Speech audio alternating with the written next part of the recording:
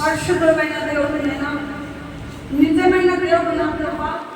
మా పట్ల నాయన నీ కృప, నీ కాపుదల, నీ భద్రత మా పైన గడిచిన సంవత్సరం అందరూ పోయిన సెప్టెంబర్ 1వ తేదీని కాచిన దేవా, ఈ 1వ తేదీ చూడడానికి నేను మాకు దేవా నీ వందనాలు నైనా. నీవునైనా మా కోసం ఈ రక్తం ఇచ్చి, నీ ప్రాణం ఇచ్చి, భూలోకమును పరలోకమును సంపాదించుకున్న మా త్యాగశీలుడు నైనా నీ వందనాలు.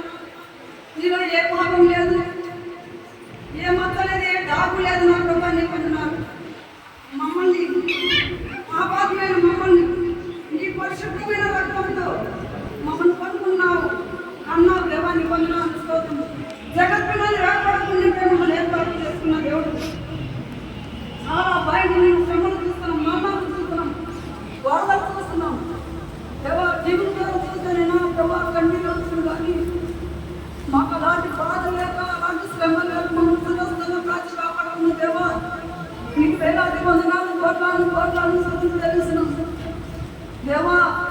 మనం అనేదైనా నీ హస్తంలో ఉన్నది. ఎక్కడైతే నా మహిమ ఉందో మీరు అక్కడ సముద్రం రద్దుకుదురు అన్నావు. నీ మహిమ మా పైన మించినందుకే మమ్మల్ని సరితలు నిలుపుకున్నావు. ఎవరు తల్లిదండ్రులు పిల్లకి లేదు, పిల్లలు తల్లికి లేదు. చెట్టుకొకరు పుట్టుకొకరు నేను ఎలాగ ధ్వనిస్తున్నావు, మరణాలు సూటిగా చూస్తున్నాం. ఈ దినం నేను బ్రహ్మ ఈ సముద్రం నుండి నైనా దాదాపు 33-32 సంవత్సరం నుండి కాస్తున్నాం దేవా. వీధుల్లో సముద్రంలో ప్రార్థన పెట్టుకున్నాం.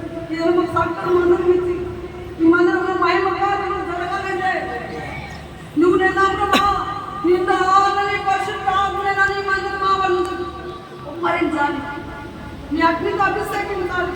ప్రతి ఒక్క గుండెలను నివాళ చేయాలి, ప్రతి ఆత్మని వైపు. ఈ దినం నేను ప్రభా ఇంత సంవత్సరం అంతా కాచినందుకు నిన్ను వేయి నాలుగా కీర్తించాలని రుణం తీసుకోలేము. నీ విస్తారతను మాకు ఇచ్చావు, నీ కొండ జ్ఞానం మాకు ఇచ్చావు. ఈ దినమైనా ఎవరు ఏ క్షమంలో ఎన్నెన్నో సంవత్సరాలు మరణించిన వారు ఉన్నారు. ఆ మన బంధాల నుండి, వ్యాధి బంధాల నుండి మమ్మల్ని తొలగించి ఈ సెప్టెంబర్ 1వ తేదీన మమ్మల్ని సరిసమని నిలుపుకున్న